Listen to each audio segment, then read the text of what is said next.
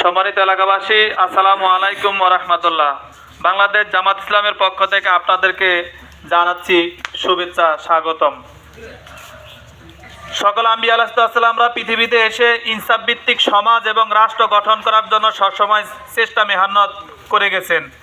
সে আদর্শ অনুসরণ করে বাংলাদেশ জামাত ইসলামী 1941 সালে প্রতিষ্ঠিত হয়ে দীর্ঘকাল যাবৎ বাংলার জমিনে ইসলামী হুকুমত এবং কোরআন সুন্নাহ মোতাবেক সংবিধান রচনা করে দেশকে পরিচালনা করার জন্য সবসময় চেষ্টা ফিকির করে যাচ্ছে।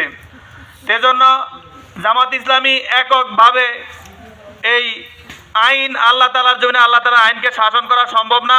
তা আপনারা যারা আছেন আমাদের সাথে সহযোগিতা করলে বাংলাদেশ জামাত ইসলামীর ছায়াতলে একত্রিত হয়ে আমরা যদি কোরআনের দাওয়াত মানুষের সামনে দিতে পারি এবং আম্বিয়া আলাইহিসসালামদের সাহাবীদের পদাঙ্ক অনুসরণ করে যদি আমরা দাওয়াতি কাজ করতে পারি, আর মানুষ যখন কোরআন বুঝবে, হাদিস বুঝবে এবং মানুষ যখন ইসলাম বুঝবে, তাহলে এই সমস্ত মানুষগুলা দিয়েই বাংলার জমিনে ইসলামী হুকুমত কায়েম করা সম্ভব।